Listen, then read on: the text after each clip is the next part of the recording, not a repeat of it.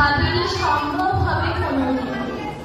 আগে ওকে বারবার দেখেছি লাল রঙের শাড়িতে ডালিম ফুলের মতো রাঙা, আজ পড়েছে কালো রেশমের কাপড়, আঁচল তুলেছে মাথায়, দোলন চাপার মতো চিকন গৌর মুখখানি ঘিরে মনে হলো কালো রঙের এক গভীর দূরত্ব ঘনিয়ে নিয়েছে নিজের চারিদিকে, যে দূরত্ব সরষে ক্ষেতের শেষ সীমানায় শালবনের নীলাঞ্চলে।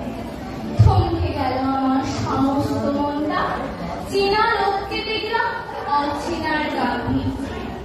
এক সময় সামনের খবরের কাগজ ফেলে করলে আমার নমস্কার, সমাজবিধির পথ গেল আলাপ করলেও শুরু, কেমন আছো, কেমন চলছে সংসার ইত্যাদি।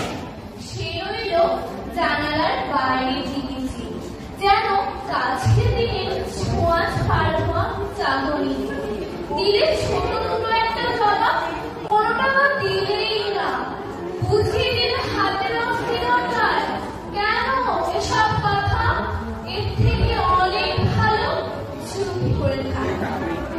আমি ছিলাম অন্য বেঞ্চে, ওর সাথীদের সাথে। এক সময় আঙুল দিয়ে জানালে কাছে আসবে, ভাবলুম কম সাহসটা, বসলুম ওর এক বেঞ্চিতে। গাড়ির আওয়াজ বাড়ালে বললে মৃদুর স্বরে, কিছু মনে করো না, সময় কথা, সময় নষ্ট করবার। আমাকে নামতে হবে পরের স্টেশনে, দূরে যাবে তুমি, দেখা হবে না আর কোনোদিন।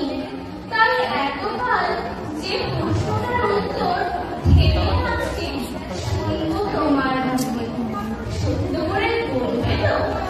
আমি বললাম বলবো। আকাশের দিকে তাকিয়ে শুরু হলো, আমাদের গেছে দিদি, একেবারে গেছে, কিছুই কি নেই বাকি। একটুকু রইলেন চুপ করে, তারপর বললেন, রাতের সব তারাই আছে দিনের আলোর গভীরে। খটকা লাগলো, কি জানি বানিয়ে বললেন নাকি। সে বলল, থাক এখন যাও ওদিকে। সবাই নেমে গেল পরের স্টেশনে, আমি চললেন একা। নমস্কার।